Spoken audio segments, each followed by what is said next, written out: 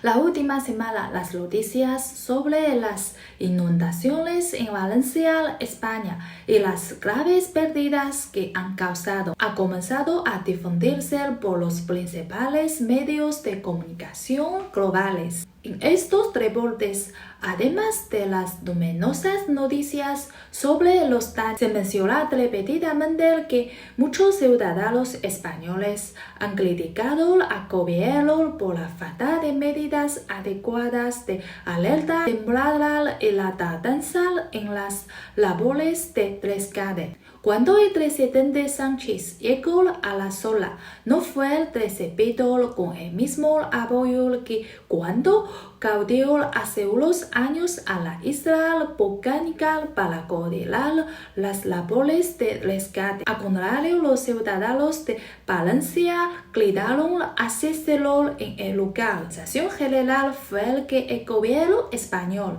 no ha demostrado una capacidad eficiente de gestión de emergencias frente a la catástrofe. Pero al mismo tiempo, a ver cómo los presidentes locales se ayudaban mutuamente de manera espontánea y cómo los voluntarios de rescate participaban activamente. También se tiene la impresión de que muchos españoles siguen siendo bastante solidarios y responsables. Los informes indican que esta inundación es el desastre de lluvias e inundaciones más grave que ha afectado a la región en lo que va de siglo. Por lo tanto, representa una gran prueba para la capacidad del gobierno español en la gestión de desastres. De hecho, China ha sido históricamente un país con frecuentes inundaciones y desastres por lluvias intensas cada año durante los meses de junio y julio. Algunas ciudades chinas, incluida la capital de Pekín, sufren el impacto de fuertes lluvias. En los últimos veranos, varias regiones han experimentado inundaciones de diferentes magnitudes y las más graves han causado enormes daños a la vida y los bienes de las personas. Además de las inundaciones, China ha experimentado una variedad de desastres naturales como terremotos, tifones, deslizamientos de tierra y nevadas de piedras. Se puede considerar uno de los países con los desastres naturales más graves del mundo, con una gran variedad de tipos de desastres, una distribución geográfica amplia, una alta frecuencia de ocurrencia y pérdidas significativas. Esto es parte de la realidad fundamental del país. Sin embargo, en China existe un antiguo refrán que dice "tú na xin". La diversidad fortalece a la nación. Esto dicho que a veces las numerosas calamidades pueden unir a la gente, ayudándola a superar las dificultades y en última instancia a prosperar como nación. Además, la experiencia adquirida a lo largo de la gestión de múltiples desastres naturales ha permitido al gobierno chino desarrollar una capacidad de respuesta rápida y eficaz ante situaciones de emergencia. En China, cuando ocurre un desastre, la capacidad de respuesta de los diferentes actores se organiza en un orden de mayor a menor. El gobierno, el ejército, las empresas, los voluntarios y la población. En realidad, el gobierno y el ejército están completamente integrados. Según el sistema de China, el ejército sigue completamente las directrices de gobierno. Como el grupo más organizado y disciplinado del país, el ejército es una fuerza clave para que el gobierno chino responda a los desastres naturales. En todas las áreas afectadas por grandes desastres se puede ver la presencia del ejército chino. El ejército chino propuso en 2006 la idea de cubrir con misiones militares diversificadas. Lo que se entiende por misiones militares diversificadas es que, además de contar con capacidades voluntarias para operaciones militares convencionales, el Ejército Popular de Liberación también debe ser capaz de llevar a cabo acciones militares no relacionadas con la guerra. Las acciones militares no relacionadas con la guerra son un concepto muy amplio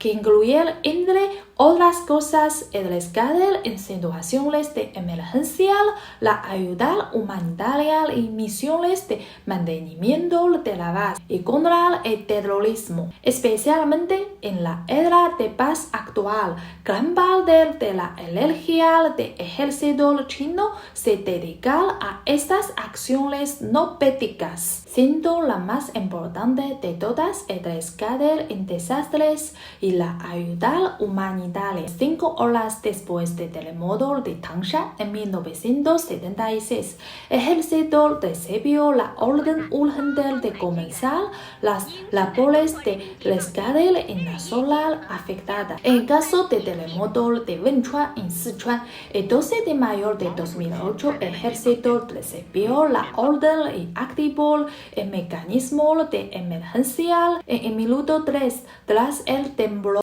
Desde las operaciones de rescate durante las inundaciones de 1998, pasando por los desastres de nieve y heladas en el sur en 2008, hasta las lluvias grandes en Pekín en 2023. El Ejército Popular de Liberación ha sido, sin excepción, una de las principales fuerzas de rescate en cada uno de estos desastres de gran magnitud. La profesionalidad del ejército en las labores de rescate está respaldada por su entrenamiento militar, que les otorga una superioridad en términos de condición física y fuerza de voluntad en comparación con la población general. Además, el ejército también puede proporcionar una amplia gama de equipos de rescate especializadas. Mientras realizan estas tareas de rescate, las tropas también tienen la oportunidad de llevar a cabo entrenamiento de tipo bélico en situaciones reales. Hoy en día, esto se ha convertido en una parte fundamental de la tradición china de respuesta a desastres. La razón por la cual el sistema chino de respuesta a desastres es tan eficaz radical en nuestras ventajas de sistema basado en el colectivismo. Cuando ocurre un desastre, el gobierno central activa inmediatamente el mecanismo de emergencia, movilizando diversos recursos, incluidos mano de obra, materiales y fondos, para ser rápidamente destinados a trabajo de rescate.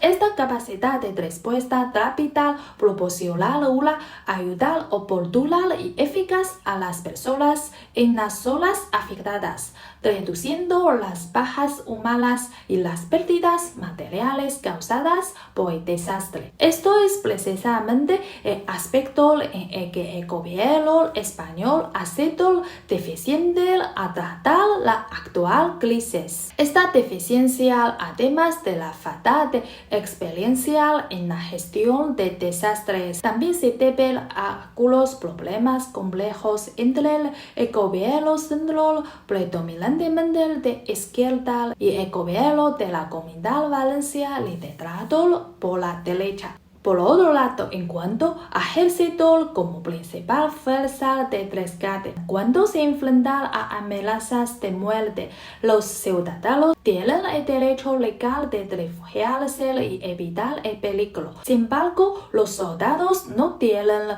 ese derecho. Incluso si saben que lo que les espera es la muerte, deben ejecutar la orden sin importar las circunstancias. En cuanto a origen de la fuerza espiritual, individual. En los países occidentales, la moral del ejército se basa principalmente en la voluntad del Estado, la fe religiosa y espíritu profesional. La importancia de la fe religiosa es evidente, como podemos ver en muchas películas de guerra estadounidense, donde los soldados antes de lanzar a ataque rezan o besan el crucifijo en su pecho. Sin embargo, China no es un país con una tradición religiosa arraigada. Por lo tanto, la fuerza de la fe religiosa no es suficiente para sustentar a su ejército. En cambio, lo que impulsa a los soldados chinos